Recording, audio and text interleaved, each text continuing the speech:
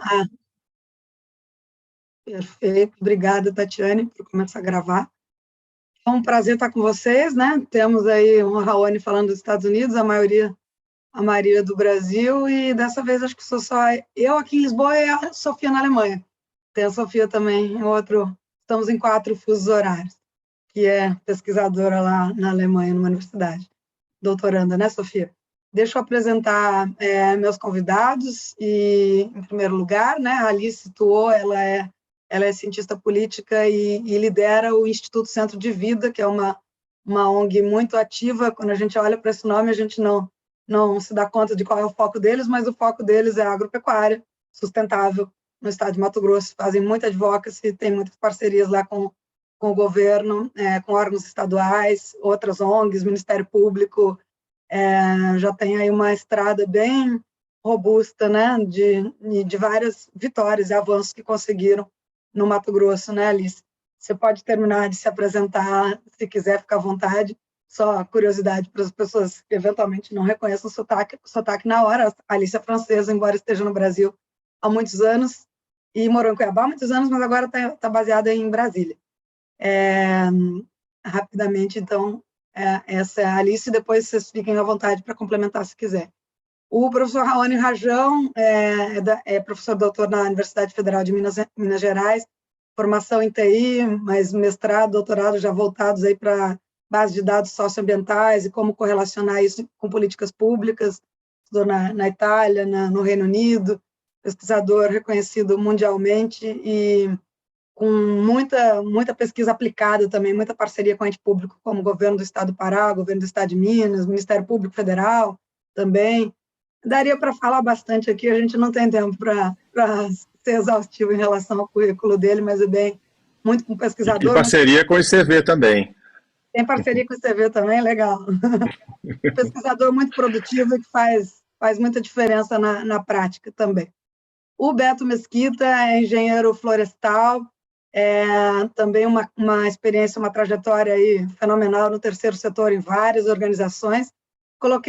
Ele mesmo colocou o Beverly aqui como principal na hora de se identificar, porque é onde tem mais link com o mundo das finanças ASG, né, Beto? E o Beto também é um pesquisador ativo, tem doutorado na área dele também, tem muitas publicações relevantes, entende muito do setor de florestas, né? Tanto da parte de riscos, que hoje ele vai falar mais sobre. Na verdade, quando eu peço a vocês para falarem de indicadores socioambientais, é claro que todos vão explorar um pouco de riscos e um pouco de oportunidades também. Mas quem vai falar mesmo de oportunidades e de virar a chave para impacto positivo é o Felipe Vilela, que é o meu último convidado dessa vez, da Renature, que é uma empresa baseada na Holanda, mas que atua no mundo todo, inclusive muito no Brasil. O Felipe, há algum tempo agora, está baseado no Rio de Janeiro, e ele vai explicar para a gente um pouco melhor o que é agricultura regenerativa, pecuária regenerativa, né? Um pouco aquela história da integração lavoura-pecuária-floresta, mas ele tem uma pegada aí que tem muito a acrescentar. Vai ser a primeira vez que eu vou ouvir o Felipe, já li o Felipe muitas vezes, confesso que estou super feliz. O Beto, acho que eu ouvi como palestrante, também vai ser a primeira vez, viu, Beto? Já te vi, já estivemos em eventos juntos algumas vezes, mas fico super feliz aí, e a Alice já ouviu, o Raoni algumas vezes, tenho certeza que todos vão gostar muito de ouvi-los, e mesmo quem já ouviu antes, que estão sempre se atualizando e agregando, e eu quero muito continuar aprendendo com eles nesse assunto, que se insere dentro do eixo Taxonomia Verde. É um projeto que a CIS tem no momento, que buscará identificar indicadores-chave de desempenho por setores econômicos mais relevantes para o Brasil, e esse projeto, a nossa equipe técnica começa a mergulhar nele no semestre que vem, mas a gente vai colher muitos subsídios de quem entende profundamente de cada setor, né? E os nossos 4 convidados aqui são grandes exemplos disso, né? Nesse semestre, eu estou fazendo um estudo com recomendações principiológicas baseado em experiências que existem no mundo todo de taxonomias, ou que já existem ou que estão em desenvolvimento. Mas no semestre que vem a gente mergulha em setores, e o primeiro setor vai ser o agro, por isso que eu escolhi o agro para esse primeiro bis temático no eixo taxonomia. Bom, com isso eu vou dar a palavra para a Alice, que vai falar de soja, tá? A gente não vai falar aqui de riscos de forma genérica e indicadores de forma genérica. Eu já acabei de te autorizar a compartilhar eles para o setor agrícola, porque o setor agrícola é imenso, né? O Brasil produz inúmeros commodities, e a gente escolheu, claro, as duas commodities mais relevantes em termos de exportações e, infelizmente, também de desmatamento, né? Então, por isso, a Alice falará de soja e Raoni de pecuária e 3 commodities, na verdade, e Beto de madeira. Talvez, não sei se o Beto vai abordar algum outro produto florestal não madeireiro, se o tempo vai conseguir te permitir, né, Beto? Mas talvez você dê só uma palhinha de outros produtos que não a madeira. Muito bem, Alice, a palavra é sua. E muito obrigado por já aceitar o nosso convite. Imagina, eu que agradeço, eu quero dar um bom dia a todos, é um prazer começar a semana com vocês, como você falou no início, que semana é essa, não? Uma das semanas mais difíceis para todo mundo, mas vamos chegar no final dela e vai dar tudo certo. Então, como a Luciana falou, meu nome é Alice, eu sou francesa, né? Mas com uns 15 anos de experiência no enfrentamento do desmatamento. E hoje eu estou como diretora executiva do ICV, o ICV que é uma organização de mais de 30 anos, e eu acho que não vou demorar muito, mas eu quero apresentar muito rapidinho o ICV, porque eu acho que ajuda a entender um pouco o meu lugar de fala também aqui nessa discussão. Além de ter, assim, de ser matogrossense, de ter 30 anos de experiência de história, de ter missões e princípios, acho que o que talvez o destaque que eu queria dar hoje, né, sobre o ICV é que o ICV ele é composto muito de matogrossense, assim.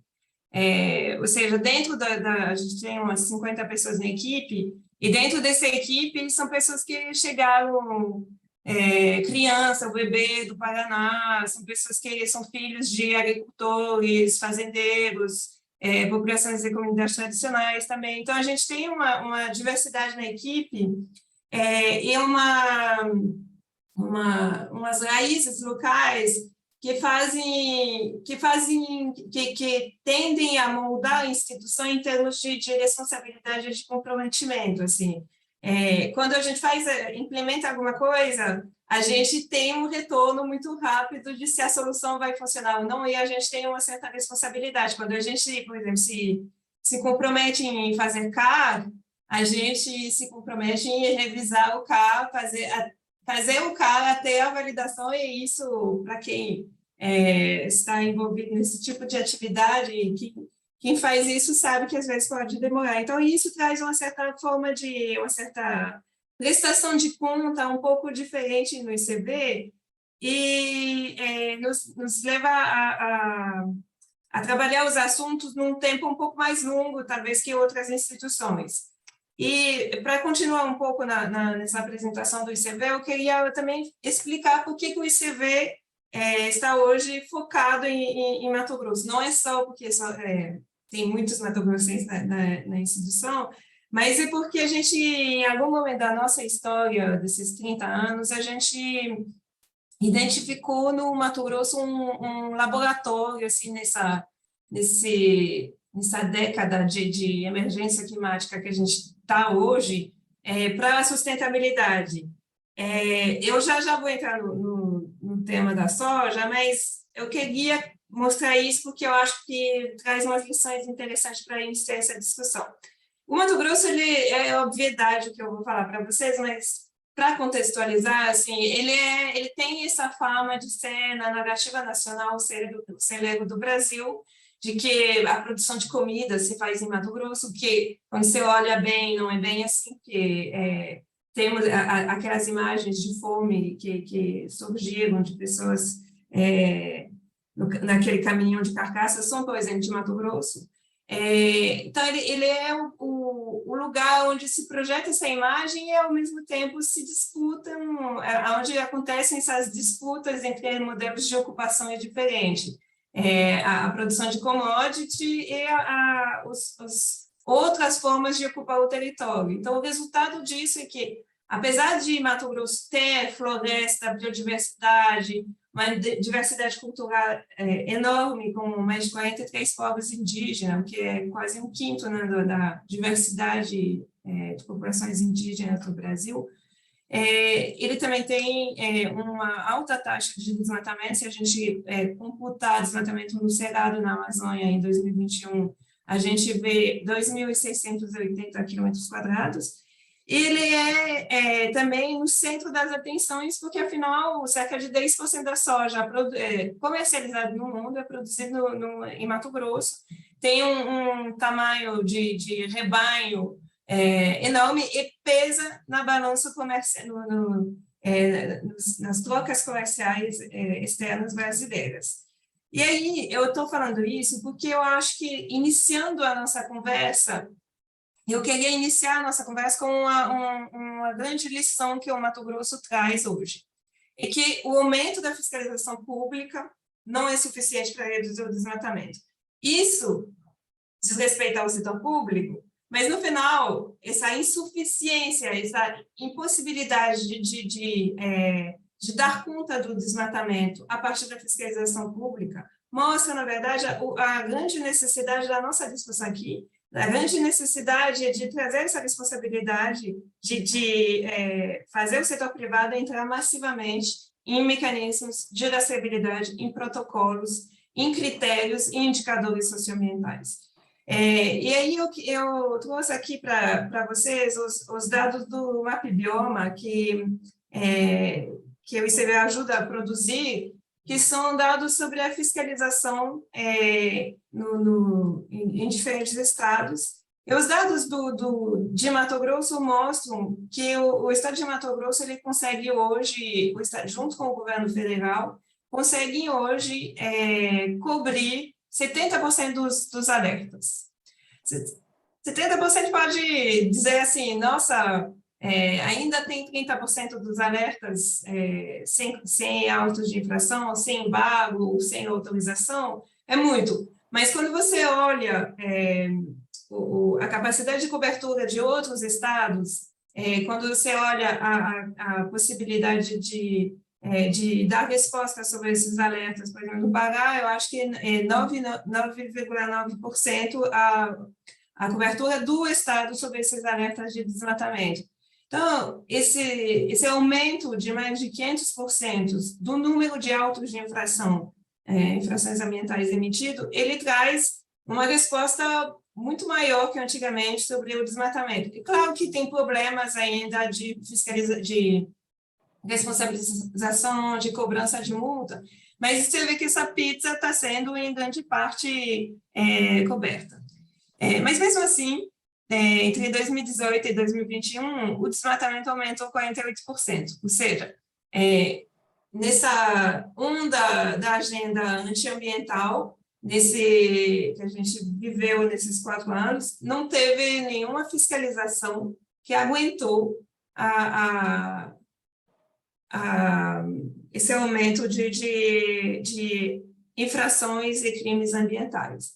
Aí, o que pode se dizer assim, mas acontece em terras de ninguém, acontece em unidades de conservações que não têm planos de manejo, que ainda não estão bem implementadas, ou em territórios indígenas, territórios ameaçados. Não, quando você olha, e aí eu trago para vocês alguns dados de um trabalho do início do ano do ICV, quando você olha a repartição fundiária, você vê que 63% desse desmatamento está acontecendo em terras privadas, ou seja, terras onde, assim, propriedade onde a gente tem CPF, CNPJ, nome, telefone, e propriedade que fizeram o esforço de se cadastrar e que, com isso, provavelmente estão inseridas dentro das cadeias de produção business as usual, assim, de Mato Grosso. Então, para mim, essa é uma das lições mais recentes assim, que o Mato Grosso traz, de que é importante ter fiscalização, é fundamental ter mais transparência, mais monitoramento. A SEMA de Mato Grosso é provavelmente uma das OEMAs do Brasil que tem mais capacidade, mais acesso à tecnologia, mais gente, que produz mais informação, coloca tudo disponível, mas mesmo assim, isso não resolveu. E apesar de todos os recursos que foram investidos, apesar de todas as micro-batalhas que isso significa num estado como Mato Grosso, para garantir que, sim, o Estado vai ter uma resposta firme, não conseguimos reduzir o desmatamento. E eu acho que isso mostra o papel dessas discussões. Entrando mais no assunto da soja, eu estou colocando aqui para vocês alguns resultados de um trabalho que a gente publicou no início do ano sobre soja e desmatamento ilegal, que vão trazer para vocês assim, alguns dados que provavelmente vocês já tiveram contatos, mas que nos levam a formular recomendações sobre novos protocolos. E aí, com isso, novos critérios, eu acho que é uma fonte de informações interessante para pensar esses indicadores socioambientais. Esse é a segunda publicação que a gente fez sobre soja e desmatamento ilegal, e a gente achou importante focar sobre essa abordagem de monitoramento e validação, mesmo num contexto onde já tinha a moratória da soja, até porque tinha essa ideia de que, afinal, a soja era uma commodity mais ou menos sob controle, né? Você teve até algumas publicações científicas mostrando a redução do papel da soja no processo de desmatamento. E o que a gente conseguiu mostrar é que, em 10 anos, 1/5 do desmatamento de Mato Grosso é, sim, devido à soja. E que 92% desse desmatamento ocorreu sem a autorização dos órgãos competentes, por isso, manchado pela ilegalidade. Nesse estudo que a gente fez, a gente considera mais que a área de cultivo da soja as propriedades como um todo, porque consideramos que um setor que realmente quer se comprometer com a sustentabilidade precisa levar em consideração não só o setor que já está produzindo, mas as outras áreas das propriedades. E também consideramos que existe uma forte tendência em parcelar as propriedades e, com isso, sair dos radares. Então, com isso, a gente mostrou que 34%, que nem sempre vai ter um cultivo de soja imediato depois do desmatamento, mas que já dentro dessas áreas tinha 34% dessas áreas que estavam desmatadas ilegalmente com cultivo de soja. A gente também mostra que esse desmatamento, essa ilegalidade está bastante concentrada, no sentido de que a gente está falando de menos de 200 imóveis rurais para metade de todo o desmatamento. E também que 66% do desmatamento ilegal em imóveis rurais se concentra no Cerrado. Esse mapa que está aqui, ele é uma fotografia da soja em 2019. A gente está no final do ano, né, já, então eu não tive tempo de mandar produzir outros mapas e até sair um pouco de Mato Grosso para mostrar como isso se reflete em outros lugares, mas o que está muito claro na nossa prática do dia a dia, assim, onde a gente entra nas propriedades para fazer assistência técnica, é que esse mapa da soja está evoluindo muito rapidamente. A gente sabe hoje que, por exemplo, em regiões do norte de Mato Grosso, onde a gente atua, tem muitos pecuaristas que estão abandonando as boas práticas para arrendar para a soja. Então, essa tendência que a gente identificou de permanência da soja como um driver do desmatamento continua e se mantém. E por isso que a gente considera que é fundamental ter novos protocolos. E, de novo, vou pedir desculpa, porque eu estou trazendo aqui as recomendações brutas desse estudo, mas eu acho que elas dizem muito sobre os gaps, assim, as lacunas do que precisa ser implementado. E eu estou focando no desmatamento porque, óbvio, existem vários outros desafios, como agrotóxicos, mas o desmatamento é o que a gente tem mais dados, mais investimento da comunidade nacional e internacional, e que até hoje não está resolvido, né?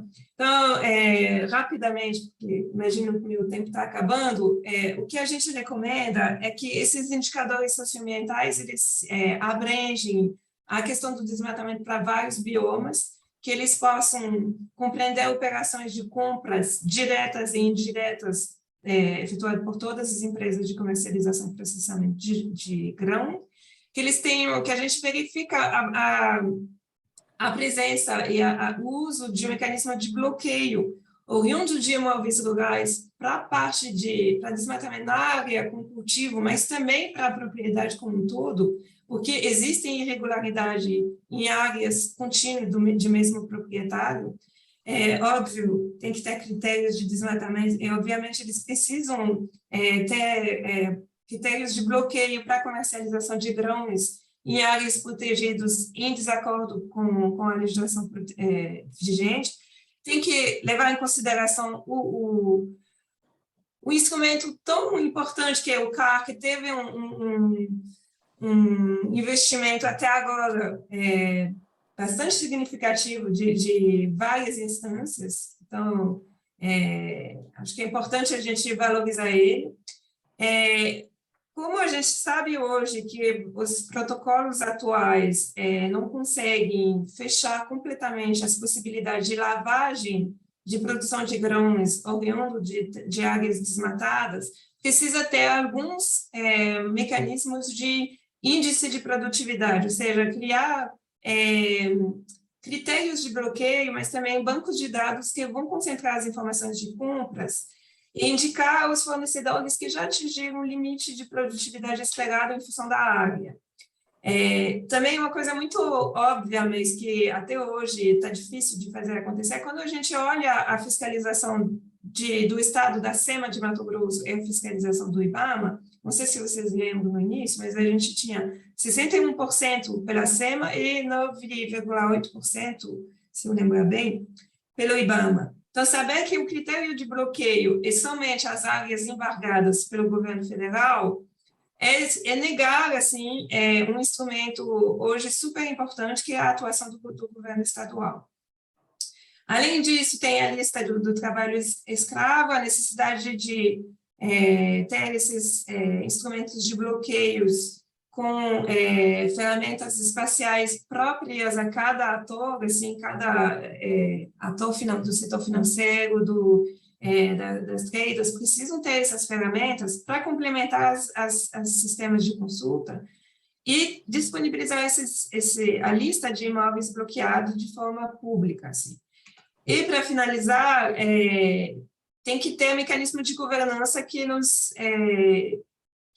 que consiga dar garantia de que a sociedade civil, de que outras instâncias podem auditar, ver as auditorias independentes, ver como funciona o processo de reinserção de fornecedores, para garantir que realmente os processos estão sendo implementados de forma consistente e rigorosa e que esses processos possam ser avaliados.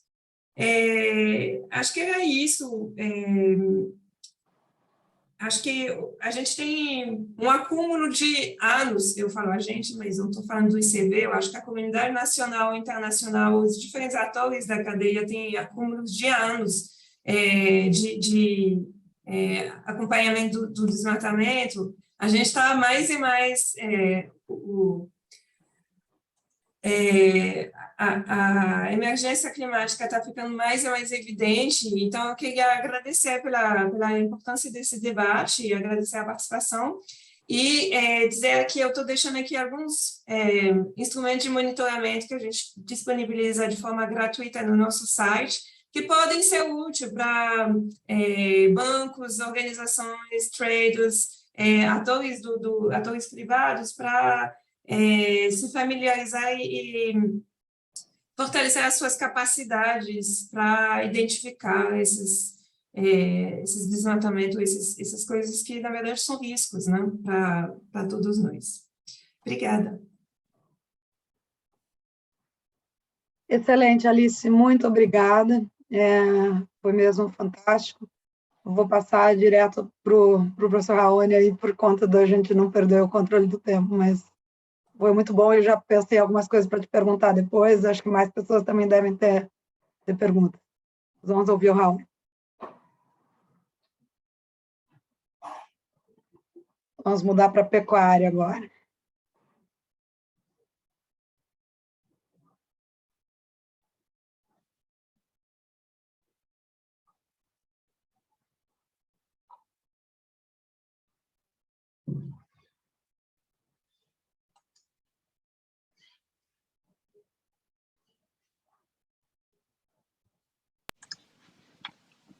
Bom dia a todos. Estão vendo minha tela? Sim. Perfeito. Então, Luciane, obrigado, né, pelo convite. É um prazer estar aqui com vocês. Enfim, vou estar falando aqui sobre a questão, né, do controle de origem na agropecuária, né, e contrastando duas abordagens principais, né, a certificação privada, né, que é muitas vezes utilizada e discutida como uma alternativa para poder constituir, né, e garantir a origem, né, e garantir também que haja ali um controle maior de toda a cadeia, versus a abordagem que nós temos proposto, que com o nome de selo verde, mas na verdade é mais do que isso, é uma filosofia, né, mais do que um sistema específico, né? E aqui nós temos um fluxograma de como acontece hoje, inclusive, grande parte do controle de origem feito pelo setor privado no Brasil, né? Você tem aqui fornecedores diretos e indiretos, ou seja, os diretos são aquelas fazendas que estão vendendo diretamente para abate, né? Normalmente elas são responsáveis pela engorda, e nós temos os indiretos, que são aquelas que produzem os bezerros ou as outras etapas da produção, ou até mesmo alguém que poderia até vender diretamente para o frigorífico, mas tem desmatamento, tem outros problemas, e aí ele vende para um terceiro antes que esse terceiro venda para os frigoríficos, né? Ambos, ao fazer todo tipo de movimentação, emitem uma GTA, né, que é o quê? É uma guia de transporte animal, que é um documento que existe, né, primariamente para fins sanitários, para que, caso haja por exemplo, né, uma epidemia de febre aftosa, etc., as autoridades podem identificar a origem e isolá-la do resto do sistema, né?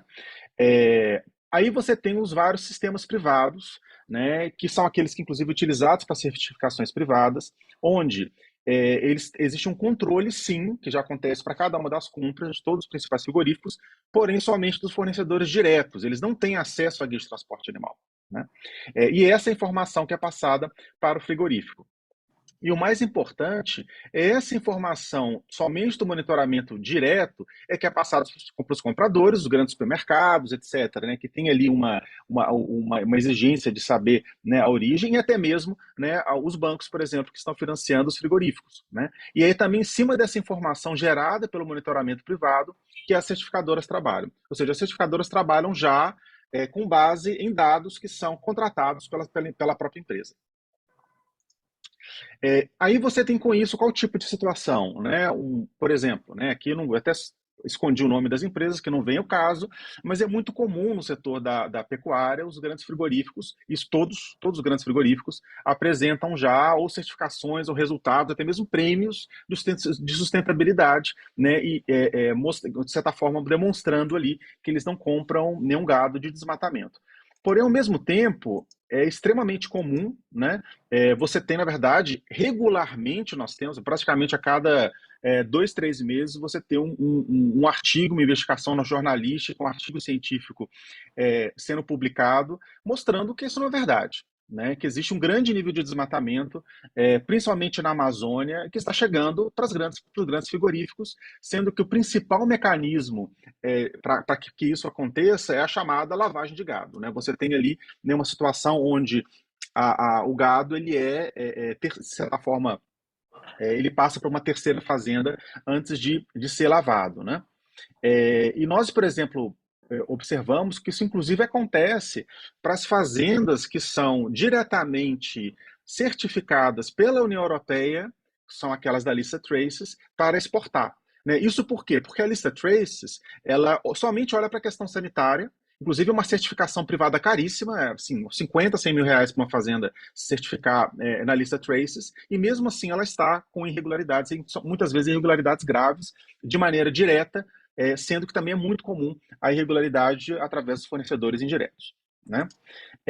Aí quais são as vantagens da certificação privada, que é avançar em sistemas como esse, como o da lista Traces, que na verdade é público-privado, né? Ou através, por exemplo, das soluções já adotadas pelas empresas. É confortável para as empresas, elas estão acostumadas, tem pouquíssima resistência política, tanto é que, de fato, né, agora, recentemente, o Mato Grosso até, né, anunciou que está cadastrando 500 fazendas para poder fazer rastreabilidade para um grande supermercado, e aquilo, de certa forma, para elas, é uma forma de lidar com a pressão. Né? Agora, quais são os problemas? É caríssimo para o produtor, ou seja, se você não tem como pagar, você fica fora. Isso já exclui principalmente os pequenos produtores, até mesmo os médios produtores, os pequenos frigoríficos. E o mais importante, falta transparência e aumenta o risco de fraude e que gera desconfiança no mercado. Né? E assim, existe, a minha opinião pessoal, o que tem sido feito, na verdade, o que foi feito nos últimos anos, é quase uma Aaron socioambiental. Né? Você tem aí, inclusive, grandes certificadoras, né, que afirmaram a limpeza total, né, que grandes frigoríficos estavam comprando zero desmatamento, sendo que isso não, depois foi demonstrado como sendo errôneo. Né? Não cabe a mim explicar os motivos, né, mas eu acho que cabe, no mínimo, os investidores tentarem entender o que está acontecendo, porque sem confiança no dado reportado pelas empresas, existe, obviamente, um problema muito mais grave, porque existe aí uma subestimação do risco real da transação. E qual que é a proposta, então, do selo verde, né? Que é um sistema governamental. Né? Primeiro, você tem um sistema, os fornecedores diretos e indiretos, como nós sabemos, todos eles relatam GTA, então por que não integrar já o GTA com o próprio CAR e permitir uma consulta pública a essa informação? Né? Obviamente com os devidos controles com relação a informações pessoais. Você vai continuar tendo monitoramento privado, né, porque as empresas elas precisam, né, ter uns sistemas próprios, elas gostam de ter esse controle, claro, né, só que você tem aqui uma avaliação independente, né, que o Ministério Público, inclusive, já utiliza, que o FMG, né, através, né, do apoio aos estados, já utiliza, que os bancos podem utilizar, que os próprios compradores, né, podem utilizar de maneira independente. Ou seja, ela não é uma ferramenta de certificação de imóveis individuais, ela é uma ferramenta de transparência, uma plataforma de transparência, né, que vincula esses diferentes documentos públicos já gerados, ou seja, ela exige zero trabalho adicional para o produtor não precisa enviar dado nenhum, porque nós já entendemos que existem uma massa suficiente de dados por lei, já informadas, e que por mais que tenha alguns problemas, como o próprio CAR, já é boa o suficiente para poder avançar e muito, né, na limpeza das cadeias do desmatamento. Né? Ela permite uma consulta a partir do código CAR, né, sem expor o nome do produtor, que já traz as informações principais, né, localização de imóvel, embargos, multas, autorização de supressão, já traz inclusive a questão dos indiretos, né? E que tem 3 princípios principais. Né? Ela precisa ser universal, ou seja, todos os cadastros, não tem essa coisa do produtor escolher se ele vai estar ou não vai estar numa plataforma de transparência, porque se você escolhe se você é transparente ou não, isso não é transparência. Né? 2, ela é governamental, né? Então você precisa ter um resultado oficial, ainda mais que nós estamos tratando de legalidade e ilegalidade, né? E por mais que nós temos aí um trabalho muito importante, né, que o nosso grupo tem feito, o ICV tem feito, vários outros grupos têm feito, de expor os níveis de ilegalidade na cadeia, quando se trata de due diligence para poder cumprir legislações, por exemplo, na Europa, onde o fornecedor tem que dizer, olha, esse gado aqui ele vem de uma fazenda legal, é importante você ter um carimbo do governo dizendo, olha, eu fiz uma análise desse cadastro e esse cadastro tal não está legal. Né? Então é importante também esse aspecto governamental, além do mais, o governo tem acesso a mais informações do que a sociedade civil. Né? Então existe aí uma vantagem importante de ser governamental e ser transparente, ou seja, todos os atores da cadeia, sociedade civil, etc., obviamente sem expor os dados individuais, podem acessar, né, a base. E essa filosofia / sistema, ela tem se expandido já, né? Assim, hoje existe uma versão beta desse sistema no estado do Pará, né? Todos os 250 mil imóveis registrados no CAR já estão sendo monitorados, inclusive com atualizações diárias, né? Não só do desmatamento, mas dos indiretos, das multas, dos embargos, do status do CAR, ou seja, se o IBAMA faz um embargo numa fazenda, no dia seguinte essa informação já aparece ali no selo verde, então isso, e com integração já direta dentro dos sistemas, né, da Secretaria de Meio Ambiente, que inclusive é um sistema, né, oficial, né, e também foi assinado um acordo para poder avançar em Minas, como a gente vai ver, né? E o ponto importante, né, ele trabalha não só mapeando e mostrando os diretos, né, inclusive o ponto, por exemplo, que você pode consultar, né, a situação desses imóveis aqui colocando no sistema, mas ele puxa informação também para poder saber se as compras, ou seja, o rebanho que chega naquele imóvel no último ano está ou não está ligado a desmatamento, né? Quais são as vantagens? Custo zero para o produtor, né? Basta fazer inscrição no cadastro ambiental rural, né? Inclusive existe assim, um interesse muito grande, então a gente tem certeza que a partir do momento que os outros estados vão avançar e vão buscar implementar esses sistemas, não vai faltar recurso para poder implementar isso em escala nacional. O problema nunca foi recurso, ainda mais numa agenda como essa, inclusive um recurso que significa custo zero para o produtor. Ou seja, nós já temos ali toda um interesse nacional e internacional para poder fazer esse tipo de iniciativa sair do chão. O que falta é vontade política, só isso, né? Não existe barreira técnica, não existe barreira financeira, existe somente uma barreira política, né? Ele já combina dados já existentes, né? Isso é muito importante. Ele não expõe dados pessoais, então ele é compatível com a LGPD, né? Agora, existe ali uma necessidade de investimento pequeno, né, e que inclusive não é o ponto principal, porque ele já está na mesa, né, e principalmente uma vantagem política, né, de um ministério, principalmente do Ministério da Agricultura, né. Existe também ali, né, possivelmente seria importante requerer a introdução do Código CAR no próprio GTA, que é uma coisa que já existe no Pará, por exemplo, por conta da recomendação do Ministério Público, mas em outros estados não acontece, que aumenta um pouco, né, o que complexifica a implementação do sistema, porém não impossibilita. Ele já está implementado no Pará, né, na versão beta, né, em breve vão estar lançando aí também uma nova versão, né, mas aí a passagem do beta para uma versão efetiva, obviamente, depende ali de uma série de outras questões da estratégia deles, né, mas nós estamos já discutindo isso. Minas Gerais assinou e já está em desenvolvimento, né, inclusive já está com financiamento garantido, e o Fórum dos Secretários de Meio Ambiente da Amazônia já assinaram um pedido, né, enviaram uma carta ao governo do Pará, querendo ter acesso ao sistema, querendo também implementar o sistema, pelo menos conhecer mais o sistema para os próprios estados. Já está ocorrendo uma conversa com vários estados, né, mas o que a gente percebe é isso, você tem um interesse muito grande do corpo técnico, mas aí quando chega no lado político, aí a coisa um pouco esfria, ou então quando chega no lado político, aí você tem, por exemplo, uma iniciativa de certificação privada, que aí o Estado entende que aquilo já resolve o problema, e aí vai se atrasando as soluções, de certa forma, mais estruturantes, né? Então esse é um pouco o desafio que nós estamos vivendo hoje. Obrigado. Excelente, Raoni. Na verdade, o Selo Verde até oferece muito mais em termos de consulta pelo CPF ou CNPJ também, né? Mas vou deixar isso para o nosso debate depois e vou passar já a palavra para o Beto para a gente conseguir ouvi-los todos e acho que vai dar tempo para um debate também. Se todos puderem, o Beto já disse que não pode, mas quem puder, a gente, como começou com 10 minutinhos de atraso, termina com 10 minutinhos de atraso também. Beto, a palavra é sua. Obrigado, Luciane. Bom dia, pessoal. Vocês estão vendo a minha tela? Sim. Perfeito. Luciane, primeiro, queria agradecer demais a você pelo convite, pela oportunidade. Para mim é uma honra poder compartilhar esse nosso bate-papo com 3 profissionais pelos quais eu tenho admiração e respeito, Alice, Raoni, Felipe. É uma alegria poder estar aqui com vocês. Eu trouxe aqui, vou falar um pouquinho sobre alguns indicadores, alguns desafios, mas eu queria pedir licença, assim como fez a Alice, para bem rapidamente apresentar um pouco a BV Rio de maneira muito sucinta, né, para que a gente possa contextualizar um pouco os pontos de vista que eu vou compartilhar aqui com vocês. Deixa eu ver se vai...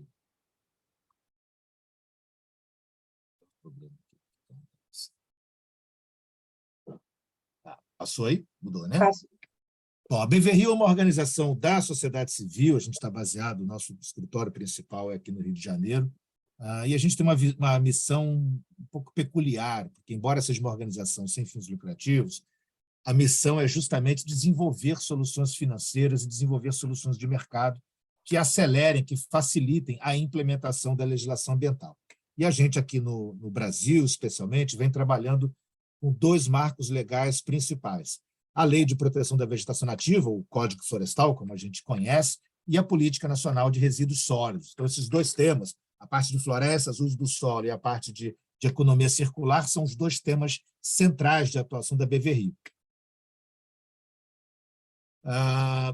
E aí, quer dizer, dentro dessa temática, né, a gente vem desenvolvendo, estamos completando agora 10 anos, né, completamos 10 anos de fundação da organização, e a gente vem por um processo também que eu chamaria de internacionalização, um pouco de atuando, né, propondo soluções em outros países, na Ásia, no continente africano, algumas soluções de análises para mercados compradores como Europa e Estados Unidos, e isso vem ampliando um pouco, é uma instituição bem enxuta, mas ampliando um pouco o leque de atuação institucional. Hoje nós somos um corpo com 26 profissionais, a gente tem o nosso escritório principal aqui no Rio de Janeiro, mas no Brasil nós temos pessoas em home office em diferentes estados, temos um escritório em Oxford, na Inglaterra, temos um escritório na Holanda, em Amsterdã, e temos pessoas ali em diferentes países, em Gana, na Indonésia, enfim, estamos aí trabalhando um pouco nessa frente de diversificação da nossa atuação. Algumas iniciativas que eu acho que são interessantes a compartilhar aqui com vocês, que tem a ver com a nossa temática, né? O próprio portal do monitoramento do Código Florestal, que é uma cooperação nossa com o Observatório do Código Florestal, do qual ICV, o LAGESA, do professor Raoni, fazem parte. Nesse portal, eu fiz questão de colocá-lo aqui, porque uma das coisas que a gente criou no ano retrasado e agora está aperfeiçoando junto com o IPAM, junto com o pessoal da ADT, é justamente um dashboard, um painel de indicadores sobre o engajamento de empresas privadas e também o engajamento do setor financeiro na implementação, né, nos indicadores que apontam a efetiva implementação do Código Florestal Brasileiro. Então, vale a pena depois conhecerem esse portal, portaldocódigo.org.br. O Planaflor, que, na verdade, é uma iniciativa de política pública, um grande plano estratégico, alinhado com diferentes outras iniciativas para posicionar o Código Florestal Brasileiro, a implementação, o cumprimento do Código, dentro de uma agenda, né, de recuperação econômica e social do Brasil. Uma ferramenta interessante que também vale a pena, alguns podem querer conhecer, a gente, junto de uma plataforma de madeira responsável, que hoje nós não operamos mais, mas a gente manteve uma ferramenta automatizada de análise de risco de ilegalidade de madeira. Ela faz uma due diligence e ela analisa o risco o mais automatizado possível, mas também de maneira assistida. Principais clientes, principais usuários dessa ferramenta têm sido compradores de madeira tropical, de madeira brasileira, principalmente na Europa, mas também um pouco nos Estados Unidos. A plataforma do Circular Action Hub, que hoje já está aí com mais de 130 projetos em mais de 25 países, na verdade, eu brinco com o pessoal da área de economia, né? É uma espécie de Tinder da economia circular, onde quem tem projetos, quem tem ações, consegue expor ali como vitrine essas suas iniciativas e tem a chance de atrair potenciais investidores, porque também pode ser uma plataforma de negócio, mas também potenciais doadores ou quem quer fazer compensações na área de economia circular.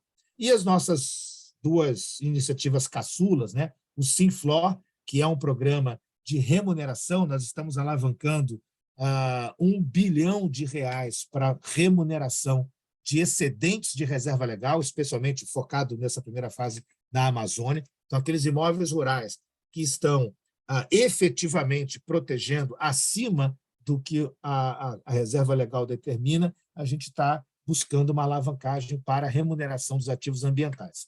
E o RCF, que é o Responsible Commodity Facility, que é, na verdade, uma operação financeira da SIM, que é uma empresa parceira da BV-Rio, que é uma linha de crédito para soja no Cerrado, para soja desmatamento zero. A gente tem aí feito algumas publicações sobre isso, acho que é um assunto que vale a pena também, porque a gente usa uma série de indicadores a partir dessa informação. Parceiros atuais, aqui um conjunto de organizações da sociedade civil, doadores internacionais, o governo de Rondônia, com quem a gente mantém ali uma relação de cooperação para a agenda de clima, empresas e outras alianças, e as iniciativas de múltiplos atores, das quais a BVRI faz parte. Destaco ali a Coalizão Brasil, a gente integra o grupo estratégico da coalizão, e eu sou co-líder do Fórum de Discussão de Políticas Públicas e de Incentivos Econômicos e da Força-Tarefa do Código Florestal, mas outras iniciativas que a gente vem participando e colaborando de maneira direta. Aí vamos lá para o nosso assunto, Luciane. Eu optei por trazer um pouco de... Eu trouxe um pouco de desafios e de indicadores, de recomendações, alguns indicadores que já são adotados e outros que são recomendações de serem aperfeiçoados. Mas eu fiz questão de dividir esse setor florestal, né, em setores florestais que são muito diferentes, são bichos muito diferentes. Então, uma coisa é a área de manejo florestal, o manejo para a obtenção de produtos madeireiros, não madeireiros, de florestas nativas, de remanescentes florestais, especialmente no caso da Amazônia, que é onde ainda há uma viabilidade para essa atividade. E o outro setor, que eu acho que, como a gente estava aqui na discussão das plantações, das commodities, de soja, de pecuária, de carne, eu acho que é fundamental a gente trazer também a commodity de papel e celulose através das suas plantações de árvores, que são bichos muito diferentes. Então, eu trouxe aqui alguns desafios e alguns indicadores para cada um desses setores. Não, obviamente, nesse papo aqui bastante rápido, são algumas ideias, são alguns elementos para chamar a atenção para tópicos que necessariamente, ou que já estão sendo bastante discutidos e bastante aperfeiçoados em várias publicações, com vários segmentos, inclusive nos programas de certificação, que eu vou mencionar logo em seguida, mas também trazer algumas ideias para o público que está aqui, que a gente está participando para esse bate-papo. Então, do ponto de vista de florestas nativas, eu destaquei aqui 5 desafios que eu considero, nesse momento, aqueles que são os mais prementes. O primeiro deles é justamente fazer com que essa atividade, com o manejo florestal de caráter sustentável, de florestas nativas, possa ser competitivo e ter viabilidade financeira, especialmente considerando os riscos imediatos, e o maior risco imediato é, evidentemente, a madeira ilegal. Né? As análises que o pessoal do Imaflora e outros especialistas têm feito apontam que pelo menos 85% da madeira que circula no mercado doméstico e para exportação são madeiras que contêm na sua origem algum tipo de ilegalidade ou irregularidade. Ou são madeiras literalmente roubadas de terras públicas, roubadas de unidades de conservação de terras indígenas, ou são madeiras extraídas de áreas particulares, porém com várias irregularidades, desde nenhum manejo, nenhuma atividade de manejo, ela é aquela primeira leva para o desmatamento, então ela é o que precede o desmatamento da área, o desmatamento ilegal da área, ou algumas irregularidades, desde alterações nos volumes, alterações na composição das espécies, enfim, mais de 85% da madeira tropical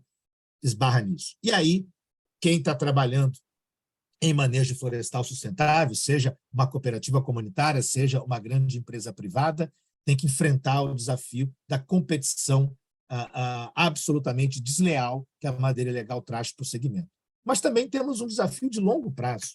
Né? Poucas são as áreas de manejo que estão indo agora para o seu segundo ciclo de exploração, depois de 25, 30 anos de espera ou de aguardo para o seu segundo ciclo.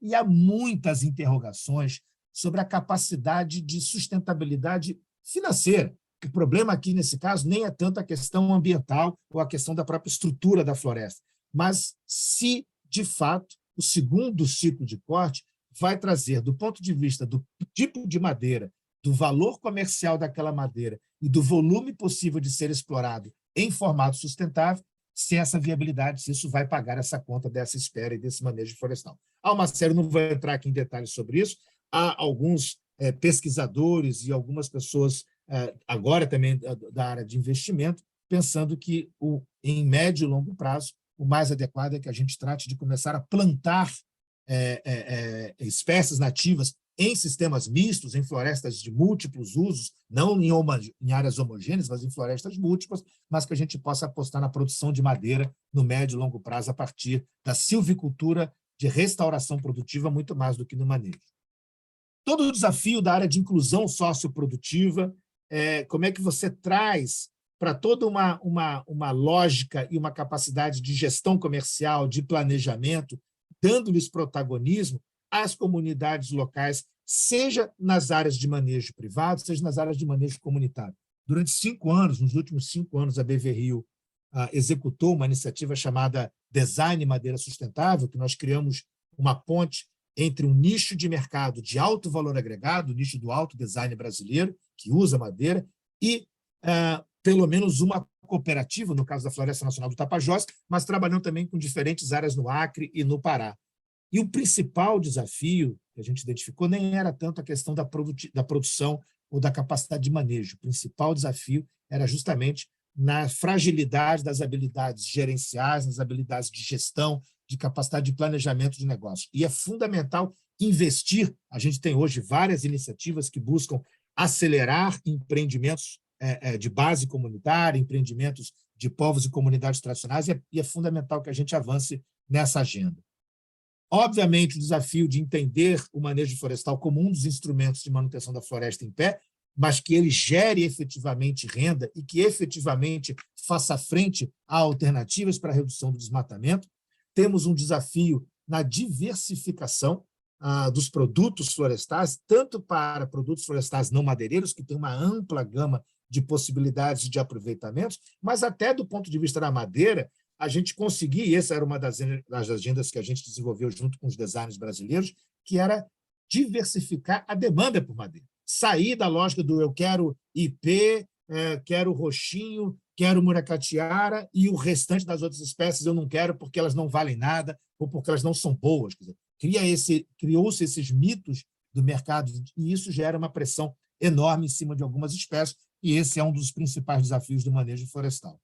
E, obviamente, especialmente também para madeira, mas também para produtos não madeireiros, o desafio dos investimentos para que a gente possa gerar a máxima agregação de valor localmente, para que o produto saia da área de floresta ou do mais próximo da área de manejo, da área que se obtém o produto diretamente, que se extrai o produto diretamente, com o máximo de valor agregado, porque é dessa forma que a gente vai colocar para a floresta e não para o meio ou para a ponta da cadeia produtiva, o máximo de valor agregado para aquele produto e máximo de valor, portanto, para a floresta, justamente para fazer frente ao desmatamento. Indicadores-chave para essa agenda de florestas nativas, obviamente, os hectares de floresta sob manejo sustentável e que estejam efetivamente protegidos com esse manejo. A renda, é fundamental que a gente traga essa agenda da renda, mas não apenas a renda total, em valores absolutos, mas qual é o incremento anual e qual é a comparação dessa renda, no caso, por exemplo, de comunidades ou de municípios que têm atividades de manejo florestal, qual é a comparação disso com outras atividades econômicas. O número de postos de trabalho diretos e indiretos que são gerados pelo manejo, tanto do ponto de vista de quantos postos no total, mas também na sua proporcionalidade, novamente comparada com outras atividades. Que espécies ameaçadas efetivamente estão sendo protegidas por uma lógica de manejo sustentável que diversifica a busca por outras madeiras que também têm propriedades físicas e mecânicas e, portanto, valor comercial equivalente, mas que são menos demandadas porque o mercado não as conhece. Como é que a atividade, toda a cadeia produtiva do manejo florestal pode caminhar para essa diversificação e contribuir com essa diversificação? Os impactos, tanto positivos quanto negativos, sobre a gama de serviços ecossistêmicos que estão nas florestas sob manejo, e é fundamental que a gente faça a separação, quer dizer, o manejo, ou a obtenção de madeira de manejo sustentável não é o desmatamento. É curioso, inclusive, quando a gente vê notícias de desmatamento na imprensa, na maioria das vezes, as imagens que mostram para ilustrar o desmatamento são imagens de atividades de manejo florestal sustentável, não são imagens de áreas de desmatamento. Mas, enfim, esse é um dilema que é preciso trabalhar também na ponta e na comunicação. E, obviamente, se a gente está falando da manutenção desses serviços ecossistêmicos, gerar oportunidades de rendas e benefícios pelos serviços ambientais, ou seja, pelas decisões de manejo e pelas decisões de proteção dos agentes envolvidos, sejam eles comunitários, sejam eles empresas privadas ou concessionários, para que possam também, além da renda dos produtos madeireiros e não madeireiros, adicionar uma renda pelos serviços ambientais que são prestados a partir da manutenção ou até mesmo do incremento dos serviços do ecossistema daquelas áreas de floresta. Indo aqui para o lado das florestas ou das plantações de árvores, né, os principais desafios que estão postos, primeiro, a alta concentração fundiária das empresas, e isso, inclusive, com as últimas fusões e aquisições entre as empresas, essa concentração só aumentou, né?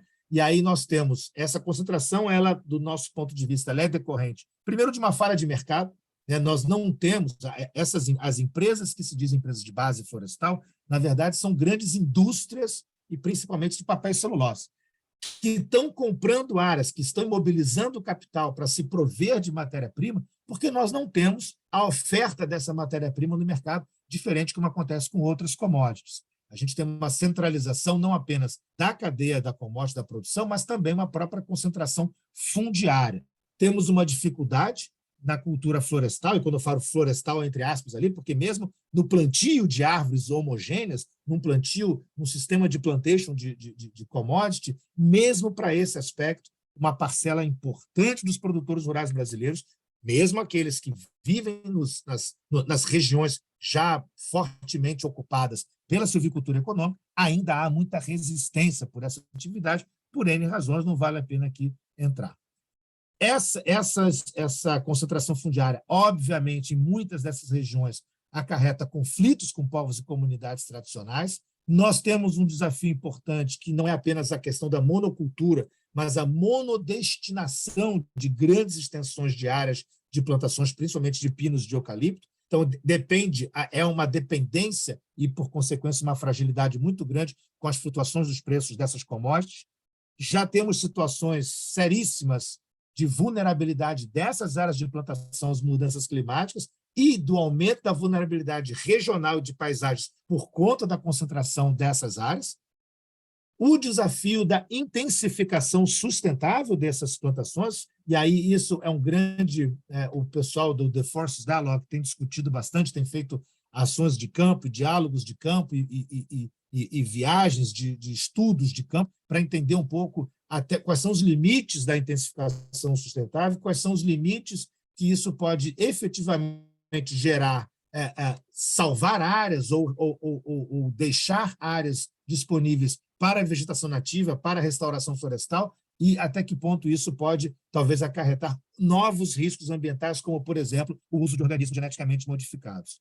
E, por último, otimizar os impactos positivos sobre os serviços ecossistêmicos. Nós sabemos que temos impactos negativos, também temos alguns impactos positivos, e existe hoje um limiar para que a gente possa, nas ações de manejo, especialmente, por exemplo, em ações pré- e pós-colheita, próximos, por exemplo, nas zonas de amortecimento de unidades de conservação, nas vizinhanças com territórios tradicionais, que práticas, que métodos de pré- e pós-colheita podem ser adotados na escala da paisagem para que a gente possa minimizar os impactos negativos e otimizar os potenciais impactos positivos sobre, principalmente, água, biodiversidade e clima nessas áreas. E, por último, para fechar aqui, né, os indicadores associados às plantações de árvores. Então, a gente está trazendo aqui, importante ter e adotar indicadores relacionados a esses impactos sobre os serviços ecossistêmicos na escala da paisagem. Não se trata apenas de olhar talhão por talhão ou as plantações em si, mas é importante considerar esses impactos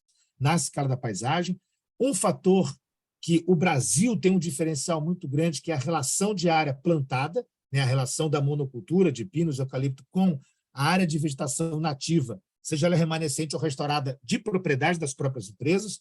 A gente tem uma proporção que é bastante especial aqui no Brasil, não por bondade, não por princípios das empresas, mas porque as próprias condições de manejo, como, por exemplo, no caso de uma região fundamental para essa atividade, que é o sul da Bahia, extremo sul da Bahia e norte do Espírito Santo, o próprio relevo. Então, a adoção do plantio mecanizado faz com que as plantações ocupem apenas os platôs, os tabuleiros, as áreas planas, e todos os talvegues, mesmo aqueles com declividade baixa, são deixados, e essas áreas, ou ela é floresta e está sendo mantida como floresta, ou na pior das hipóteses, era um pasto antigo, degradado, está se regenerando ou vai ser recuperado, mas o gado e o fogo, que eram os principais elementos de degradação ou de impedimento, né, de obstáculo para a regeneração dessas áreas, vem sendo recuperado.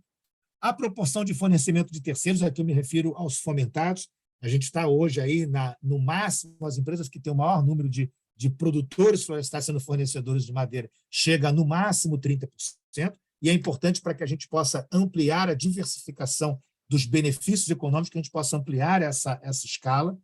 A conversão de áreas de vegetação nativa, ou seja, aqui o compromisso tem que ser zero, né? É inadmissível que a gente haja em qualquer conversão, seja no Cerrado, seja na Mata Atlântica, seja na Amazônia, para plantações homogêneas do ponto de vista de pinos, eucalipto e outras atividades. Então, aqui é um olhar mais acurado, porque isso, em algumas condições, à luz do Código Florestal, ainda está sendo permitido, ainda está sendo buscado, e é importante que a gente interrompa esse processo.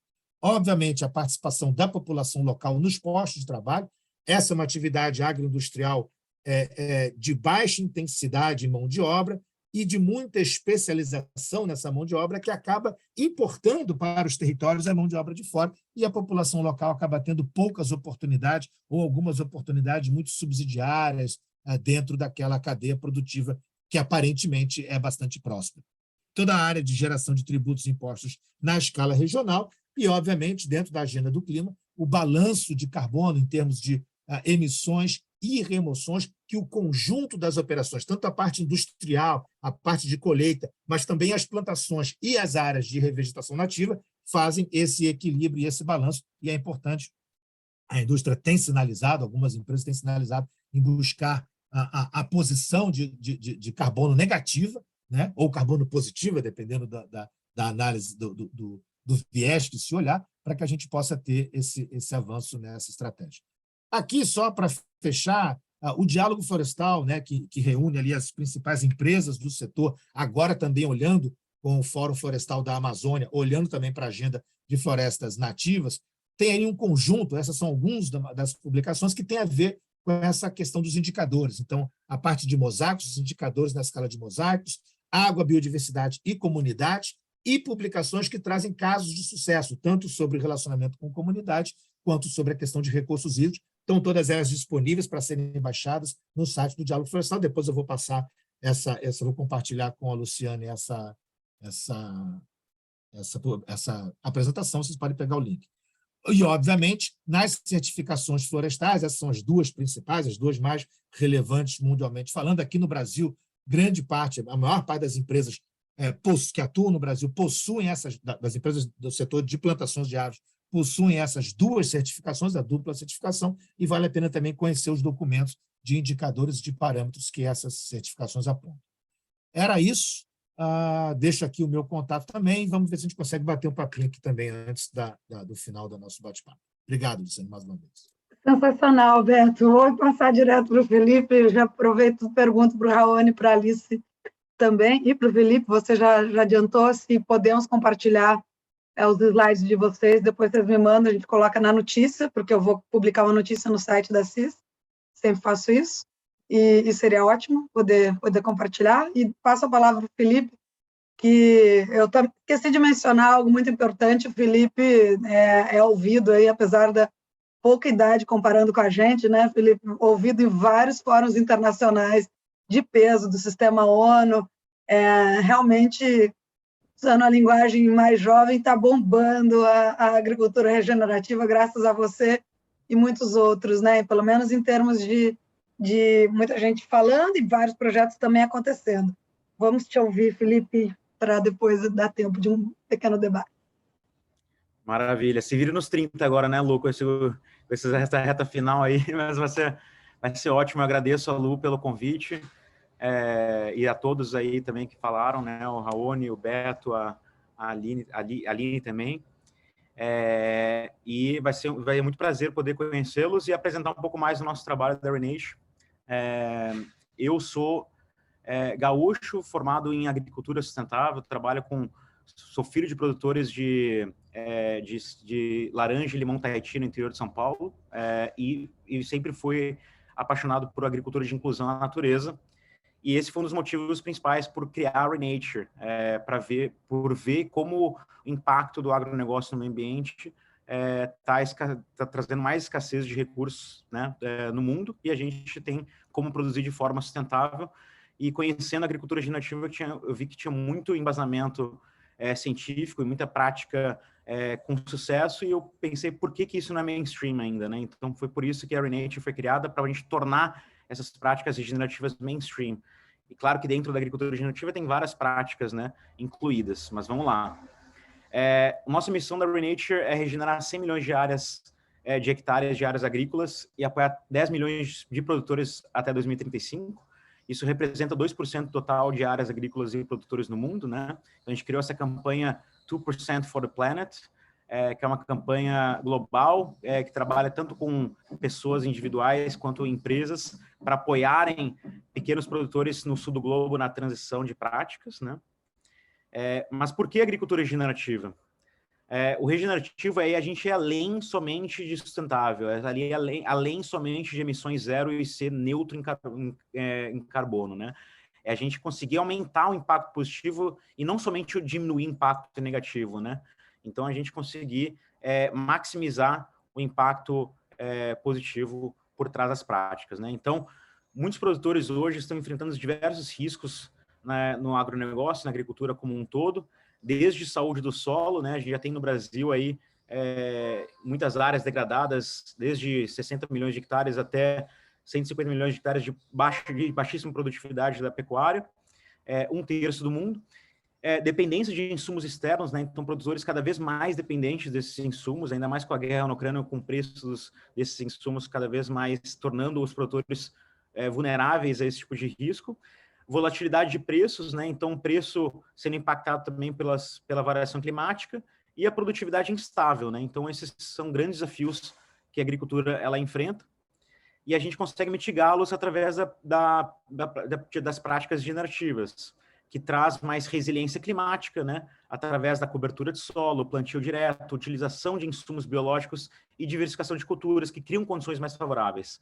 Até mesmo o aumento da biodiversidade e também a maior rentabilidade e produtividade, que eu vou falar um pouco mais em outros slides. Então, quais são os princípios e práticas do standard que a gente criou de agricultura regenerativa, né? Os principais princípios são restauração da estrutura e saúde do solo, o aumento da biodiversidade, resiliência econômica da propriedade, que é muito importante, a conservação e uso eficiente de água e a redução de emissões de gases de efeito estufa. Então, esses são os principais princípios por trás das práticas regenerativas. E quais são as práticas, né, por trás desse termo, né? Então, desde cobertura de solo, manter o solo coberto o ano inteiro é super importante para trazer mais resiliência climática. Plantio direto, né? Então, a gente conseguir não prejudicar o solo com a excessiva aração dele, e a gente conseguir até fazer a transição de insumos sintéticos para biológicos, né? Então, sair do uso intensivo de químicos. E o quarto e último, a diversificação e a rotação de culturas, né? Então, a gente sair da monocultura, porque qualquer investidor não investe em somente uma empresa, né? Precisa investir em diversas para diminuir o risco, assim como na agricultura deveria ser assim também. Então, a diversificação é fundamental. Esse é um exemplo de um projeto com a Nespresso, que a gente sabe que muitos produtores de café no Cerrado Mineiro ainda usam monocultura e o solo descoberto. Então, a gente está começando aos poucos a diversificar. Primeiro, a gente começou a usar a cobertura de solo, né? Um mix de culturas, desde braquiária, milheto, mucuna, enfim, diferentes outras espécies, e a gente agora está pulando para um passo mais arbóreo. A gente está começando a usar, por exemplo, o abacate, o mogno africano, macadâmia, até algumas espécies mais nativas. Enfim, a gente está usando o ingá também e outras espécies interessantes que possam controlar, por exemplo, o bicho mineiro e nematóides que estão em grande presença na cafeicultura em Minas Gerais. E quais são os riscos de não investirmos em agricultura regenerativa, né? Então, tem um impacto climático na produtividade muito grande, e o preço dos commodities agrícolas estão cada vez mais aumentando por conta das variações climáticas, né? Então, a gente tem a Grow Intelligence, que é uma organização que a gente trabalha conjuntamente para trazer esses dados dos impactos climáticos no agro brasileiro e nos Estados Unidos, principalmente. E a gente vê matérias como da Financial Times mostrando o aumento da inflação do preço dos commodities por conta dessas variações climáticas na agricultura. E quais são os 5 principais benefícios econômicos por trás das práticas regenerativas, né? Diminuir o custo de insumos, então a gente usar menos insumos externos, né? Então você diminui esse custo. Segundo, conseguir um crédito de carbono ou um PSA de valor agregado, né? A gente, inclusive, está pilotando um crédito de biodiversidade com cafeicultores no Cerrado Mineiro, com a Plan Vivo e com a UPOL, que é um projeto bem interessante.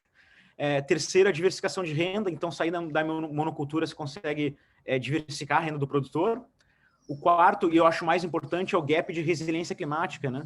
Onde produtores de café, há 2 anos atrás, com o impacto da geada, tiveram uma queda de 25% de produtividade por conta das geadas, e um produtor vizinho que atribui a práticas regenerativas teve 0 de impacto por conta dessas geadas. Né? Então, o gap de resiliência climática no impacto da economia do produtor é muito grande. E o último, para fechar também esse slide, é os preços premiums no mercado exterior, que é o que eu vou falar um pouco mais na frente, que tem muitas empresas buscando produtos provenientes de fontes sustentáveis e regenerativas, e produtores também super interessados, né, nesse tipo de possibilidade. Mas quem é a Renature? Então, nosso objetivo é atingir retornos financeiros combinados com a melhoria da saúde do solo, resiliência climática e aumento da biodiversidade, enquanto a gente melhora a qualidade de vida dos produtores e comunidades locais. Né? Então, alguns ODS que a gente atribui. A gente é uma organização holandesa, então é baseada na Europa, nosso headquarters, mas a nossa atuação é principalmente no sul do globo, desde América Latina, África e sul da Ásia, principalmente Brasil, México, Quênia e Indonésia, assim. A gente deu prioridade em países no sul do globo por conta do nível de desmatamento e degradação do solo, que a gente tem buscado criar modelos que provem que é economicamente viável produzir em sistemas regenerativos. Então, nosso approach, principalmente, facilitar a introdução e a escalabilidade de práticas regenerativas, né? Através de um passo a passo, apoiando tanto na parte estratégica quanto na parte de implementação. Então, a fase 1 é a gente criar uma estratégia de transição, fazer uma análise de contexto para entender o contexto socioambiental e econômico daquela propriedade. Fase 2 é a gente desenvolver fazendo os modelos na área. Durante 1 ano, a gente faz áreas demonstrativas no campo para provar o business case por trás dessas práticas. E a fase 3 é um programa de capacitação e treinamento técnico por um período mais longo, né? E a gente conseguir acoplar todo o grupo de produtores que fazem parte dessa associação, dessa cooperativa. E durante esse processo, a gente faz o trabalho de monitoramento e avaliação também, que eu vou falar um pouquinho.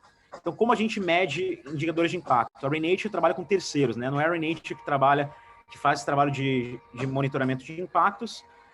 A gente desenvolveu, vamos dizer assim, um framework de monitoramento e avaliação. A gente seleciona os parceiros adequados para cada tecnologia que a gente trabalha para medição de impacto. A gente coleta esses dados, analisa eles e faz um relatório para possivelmente fazer uma certificação ou até um pagamento por serviços ambientais. Então, a gente faz um monitoramento desde das 5 camadas de dimensão de impacto, desde solo, abaixo e tanto na parte interna quanto na parte superficial do solo, clima, biodiversidade, água e socioeconômico. Então, vou dar só alguns exemplos aqui de ferramentas que a gente utiliza. Então, desde sensores de umidade e temperatura do solo, até coleta de amostras também, até bioacústico, que é um som da biodiversidade, que esse projeto de pagamento por crédito de biodiversidade, a gente está utilizando essa ferramenta que é monitoramento do som das espécies de polinizadores, por exemplo, na cafeicultura, para a gente remunerar os produtores com esse crédito. Até, por exemplo, o sensoramento remoto, imagem satélite, enfim.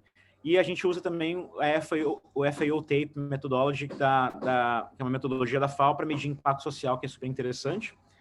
Então, esse é um case que a gente fez com a Nespresso vamos fazer um mapeamento do que a gente vai medir e como a gente vai, quais são os resultados esperados por trás dessas práticas regenerativas. Um outro exemplo em Quênia, na África, que a gente trabalha com as comunidades maçais indígenas para monitorar o impacto social que a gente consegue obter através dessas práticas regenerativas com a diversificação de culturas, né? Um trabalho muito de agrofloresta forte com eles. E esse exemplo em Portugal, com a Quinta das Abelhas, que é um projeto onde a gente está utilizando o bioacústico para monitorar o som da biodiversidade para a gente conseguir ter esses dados onde a gente consegue enriquecer o número de espécies na camada superficial e interna do solo também. Então, a gente consegue monitorar o som na camada interna do solo também, para a gente conseguir utilizar esses dados para, enfim, para a gente tanto adquirir créditos de biodiversidade, mas também para gerar relatórios para algumas empresas parceiras. E essa imagem, o que eu queria mostrar com essa imagem? Sim, é um antes e depois, durante um ano, uma agrofloresta biodiversa no sul da Bahia, que sequestra 45 toneladas de carbono por hectare ano, é um número elevadíssimo. E por que isso? Pela questão da diversificação, uma agrofloresta complexa, né? E aí, o que acontece? Quando você faz uma agrofloresta biodiversa e complexa, você tem um desafio de comercialização desses subprodutos, né? E esse desafio de comercialização de subprodutos é o que faz muitos produtores não fecharem a conta para provarem que há um benefício econômico por trás dessas práticas. Por isso que a Renate agora a gente está criando uma spin-off, a AgTech, que vai ser foco em sourcing regenerativo. Então, como vai funcionar, né? A gente vai ser uma intermediadora entre produtores rurais que querem acessar preços premiums para os seus produtos de fontes sustentáveis e regenerativas e também por pagamento por serviços ambientais. Em parceria com a B Corp, na Europa, a gente vai ter esse acesso a empresas que queiram fazer o sourcing de seus produtos e pagamentos por serviços ambientais de produtores de regenerativos, né? Então, esse é um novo spin-off que a gente está criando para criar mercados premiums para esses produtos e também por pagamento de serviços ambientais. E claro que vai ter um critério de avaliação que a gente vai criar com um scorecard, assim, para que a gente consiga remunerar os produtores com preços maiores de mercado pelo nível de regeneração que eles estão atribuindo. Então, por exemplo, um produtor que usa cobertura de solo, ele ganha 1 ponto. Um plantio direto, 1 ponto. Transição para insumos biológicos, 0,5. Já é certificado orgânico, 1,5. Diversificação de rotação de culturas, se é um sistema simples, 1 ponto. Complexo, 2 pontos. Enfim, então é uma forma de pontuar os produtores pelo nível de regeneração que eles estão atribuindo. E quanto mais regenerativo o produtor for, melhor preço ele pode conquistar no mercado, né? Então, enfim, tem o Hudson desde o Brasil, até o Joseph em Quênia, até a Lucimar, produtora de café, até a Yayang na Indonésia. Então, esse vai ser um sistema de pontuação para a gente conseguir remunerar os produtores de forma mais justa pelos impactos que estão gerando. Então, a gente vê que tem uma demanda altíssima de mercado, desde a Nestlé falando que está pagando prêmio, vai começar a pagar prêmios por produtos provenientes de fontes regenerativas, até a Arla, que compra, né, muito laticínio, tanto na Europa, mas também em outros países, que busca pagar um prêmio também por esses produtos, desde Cargill até a Dengo, que vocês sabem, um case muito bem também no sul da Bahia, né? E essas são algumas marcas parceiras que a gente está trabalhando e apoiando, tanto na transição quanto na escalabilidade de sistemas regenerativos, só para dar também um panorama. E esse é um projeto que a gente, né, fez com os produtores da Canta, projeto piloto bem pequeno de comercialização de crédito de carbono através da plataforma Acorn do Rabobank, né? E foi um piloto bem interessante para a gente conseguir criar tração de originação de crédito de carbono para a agricultura regenerativa, para a agrofloresta, né, para pequenos produtores, principalmente, que é um desafio muito grande. Enfim, essa é uma oportunidade, né, de todos juntos aqui que estamos presentes de reverter esse cenário climático. A gente tem aí as eleições daqui uma semana, eu acho que todos juntos aqui podemos movimentar montanhas, né, com esses nossos trabalhos, e é um grande prazer a gente estar junto, e eu espero que todos nós possamos regenerar a natureza juntos. Muito obrigado, e Luciano, por ter organizado esse excelente evento. Sensacional, adorei, aí muito objetivo, muito claro, né?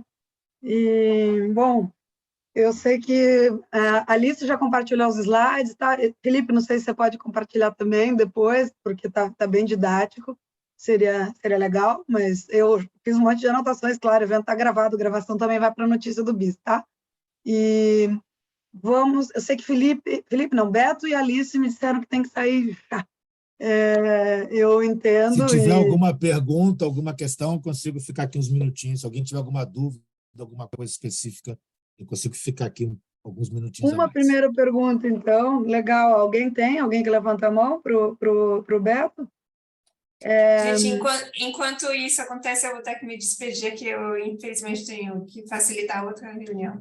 Obrigada, Então, eu queria Alicia. agradecer muito e desejar boa sorte e sucesso para nós, porque acho que o clima demanda, né? Sem dúvida. Literalmente. Exatamente. E o clima Boa político também. semana. Você que é cientista Exato. político. Beto, eu acho que eu vou puxar, então, uma... Ou ele... Ah, tá ali, só mudou de lugar.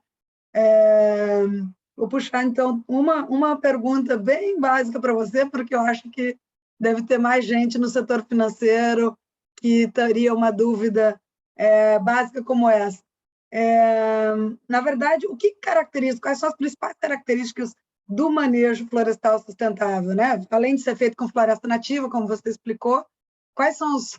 você apresentou um slide só com indicadores-chave para isso, mas, assim, os indicadores para medir, mas o que torna o manejo, o que diferencia o manejo sustentável, em uma frase, 2 frases, do camarada ir lá e cortar a árvore, basicamente, né?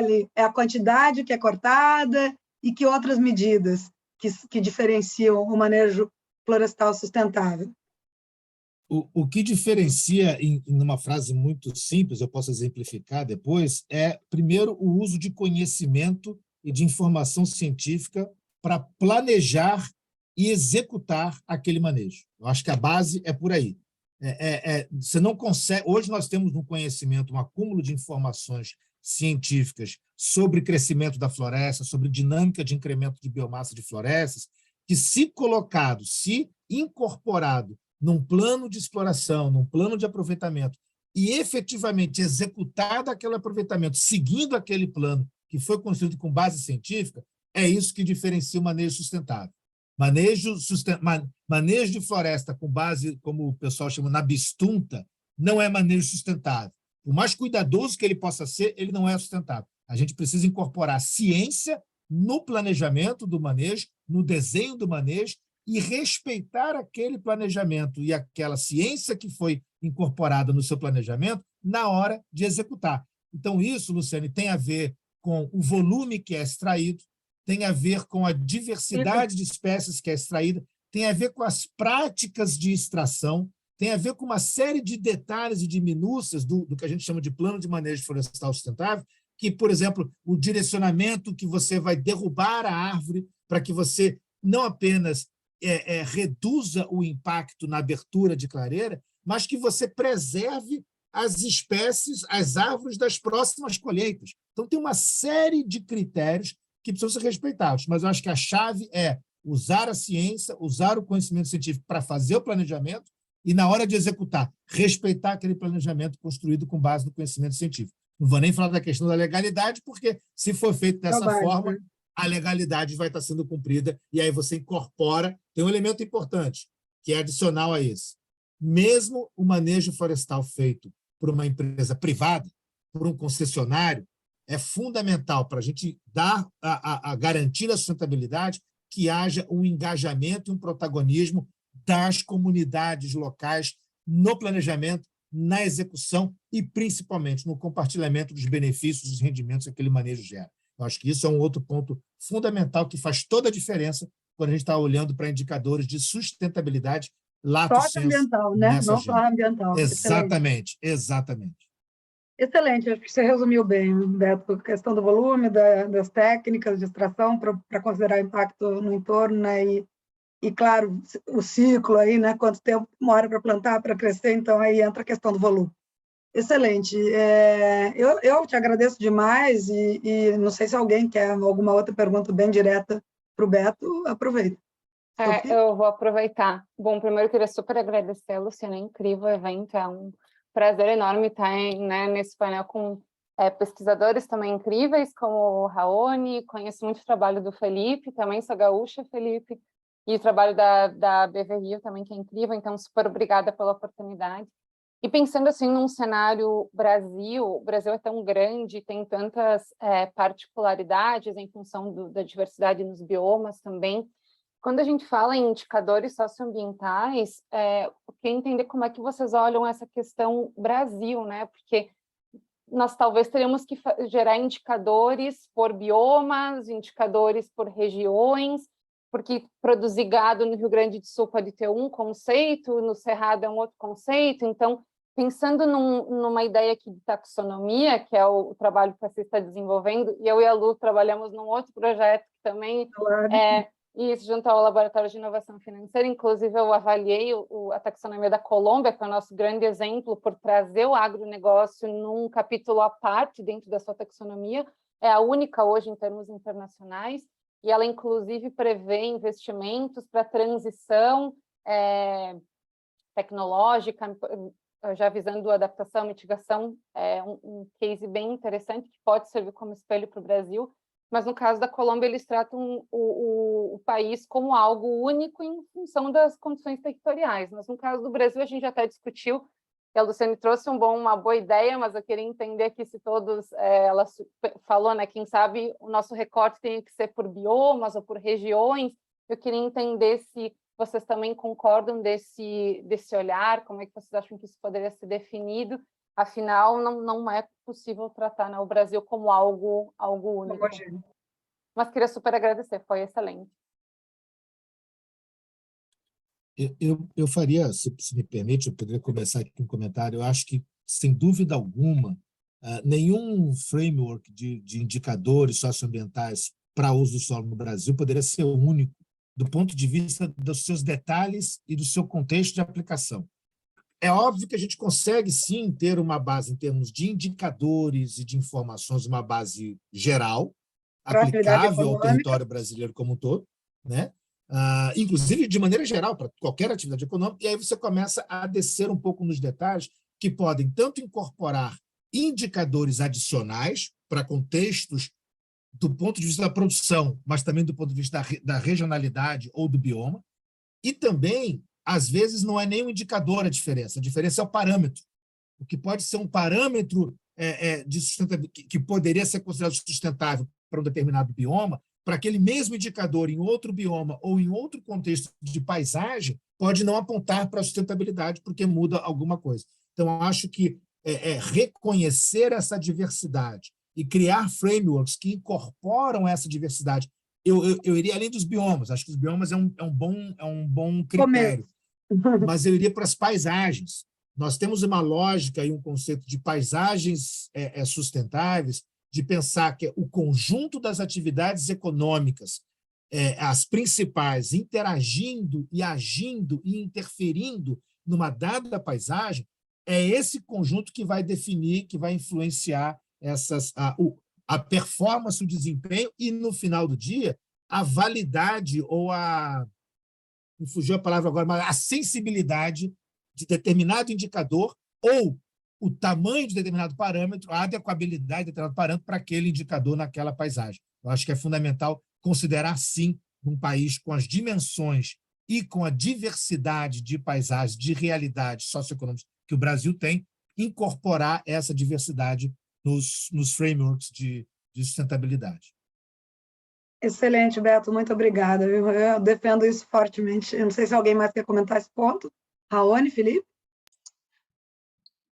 Não, eu acho que assim, um ponto rapidamente, antes de tudo, né, parabéns pela iniciativa, eu acho importantíssima, né?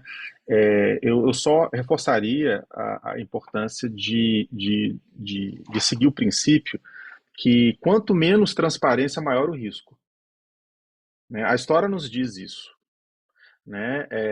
E quanto menos transparência em um território que sabidamente tem problemas socioambientais graves, principalmente, nós estamos falando aí boa parte do Cerrado e Amazônia, maior é o risco presumido. Né? Então, eu acho que é importante seguir esse tipo de princípio, até mesmo porque mais risco quer dizer mais juros, quer dizer mais barreiras e quer dizer mais estímulos para aumentar a transparência, e aí sim a gente vai ter esse processo que é importantíssimo, que é separar o joio do trigo. né? Assim, até o Pará, que é o estado que mais desmata no Brasil, tem muitos produtores sérios, empresas sérias, empresas que mereceriam, inclusive, ter um crédito razoável, porque eles estão fazendo um trabalho muito sério. Mas o contexto é tão ruim que, se você não aumenta a transparência e não permite essa separação, como é que você trabalha, né? Como é que você, de fato, né, avança nisso, né? Então, acho que, assim, que por isso que esse esforço, né, que sendo feito aqui é excelente, né? E eu só gostaria de reforçar esse ponto, né? Essa importância da transparência para julgamento dos riscos, porque o autorrelato, né, de riscos a partir de caixas pretas, historicamente não funcionou, né, e a gente tem que pensar como que a gente consegue sair um pouco dessa dificuldade atual. O tema das taxonomias tem sido ligado na Europa, em alguns países, a relatos de sustentabilidade auditáveis. Né? Os indicadores definidos na taxonomia têm que entrar no relatório de sustentabilidade e é preciso criar algum mecanismo de auditoria daí desses relatos. Né? Essa conexão é importante ser feita. Nem todo país que tem taxonomia faz essa conexão. A maioria até não faz, mas na União Europeia se faz e realmente é bem interessante. Só que não adianta ser somente autorrelato, como o Raoni lembra bem. Eu vou pedir desculpa, Luciane, então, desculpa Te agradeço, a todos vocês, mas foi um prazer e vou precisar, então, me retirar agora, que eu estou em um outro compromisso. Excelente, obrigado, gente, Beto, fica à disposição. muito Já obrigada. te mandei por e-mail os slides, fica à vontade para compartilhá-los. Valeu. Tchau, gente, muito obrigado, desculpem estar saindo antes do final. Muita gente já precisou sair também, não sei se Felipe e Raoni querem fazer algumas considerações finais. Eu achei super claro tudo que você trouxe, Felipe, o que é e quais são os benefícios.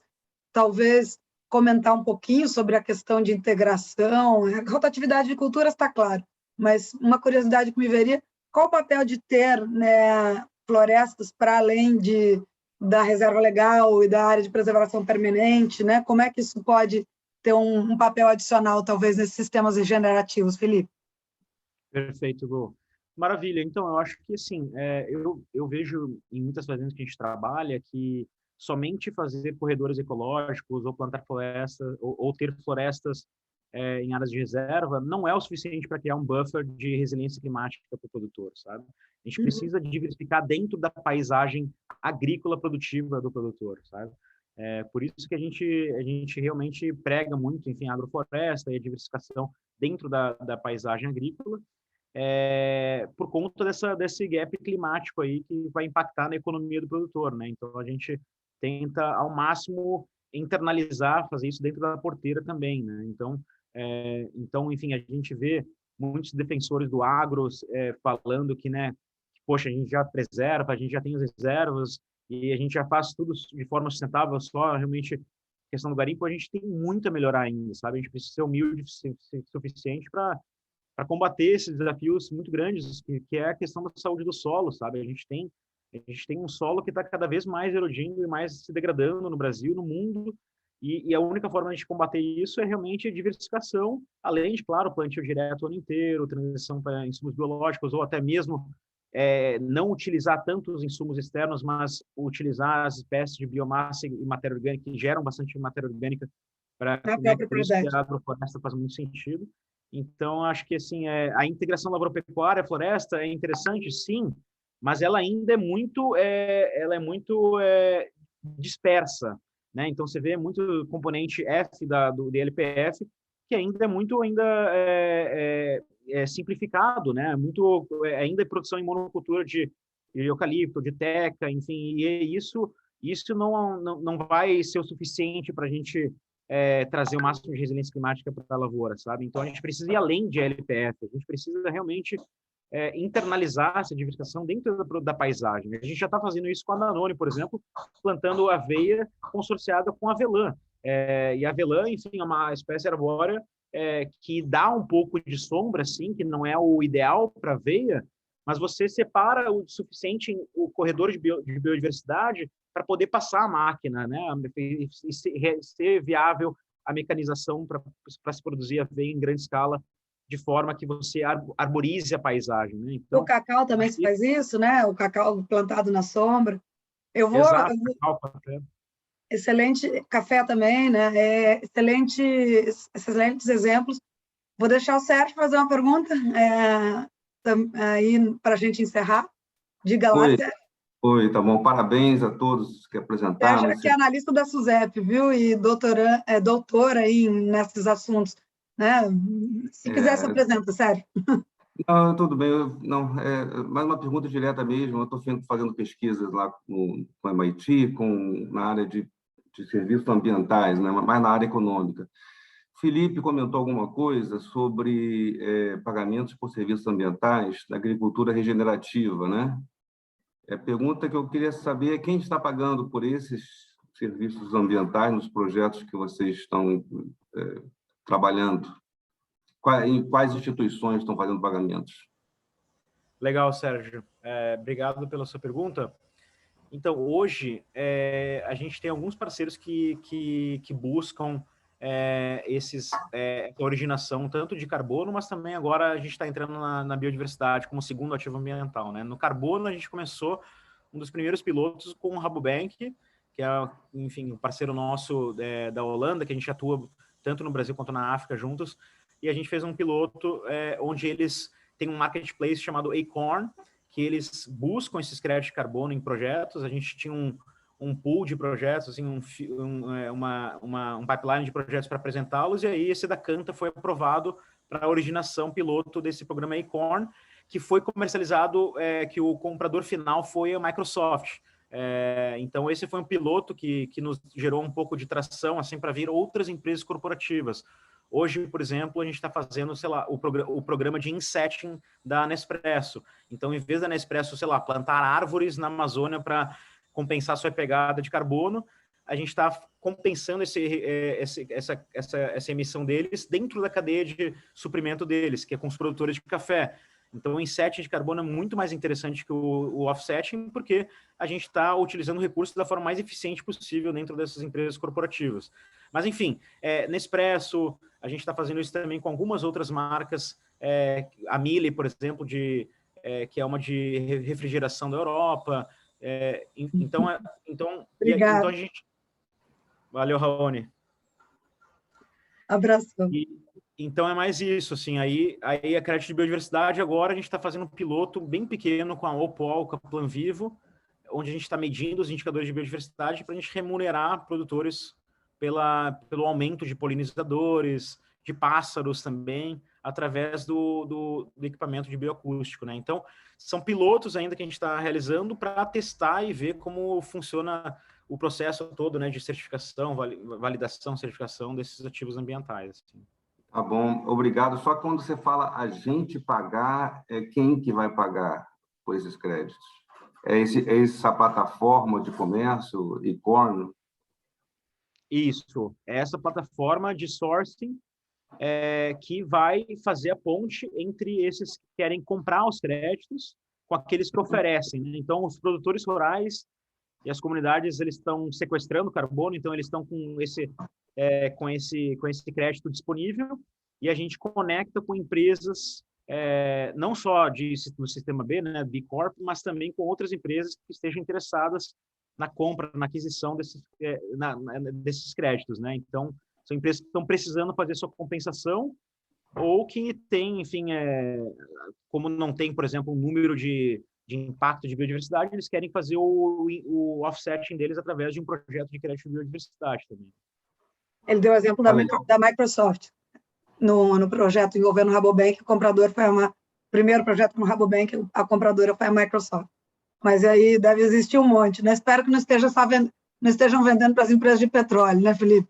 Porque eu estou sabendo que quem está comprando muito crédito de carbono no mundo todo é a empresa de petróleo, né? Elas acabam fazendo isso para perpetuar o negócio delas, mas eu espero que dentro da plataforma de vocês tenha algum critério para evitar isso aí, porque não é para isso que o mercado de crédito de carbono foi criado, né? Para perpetuar negócios que precisam ser eliminados, né? E superados, aí, substituídos por novas tecnologias. Sensacional, viu? Muito obrigada, acho que agora a gente já passou aí quase 20 minutos, é hora de terminarmos mesmo. Seguimos em contato por vários canais, agradeço todos que estiveram conosco, em nome de vocês que ficaram aqui até o final. E foi bom, algumas perguntas aí para você correu, mas cobriu tudo, Felipe, foi fantástico. E gostei demais e seguimos em contato, viu? Tá bom. Muito obrigado, viu? Tchau. Abraço. Legal os gaúchos, que eles geralmente começam se apresentando dizendo que eles são gaúchos, né? Ah, é. Isso é muito característico dos gaúchos.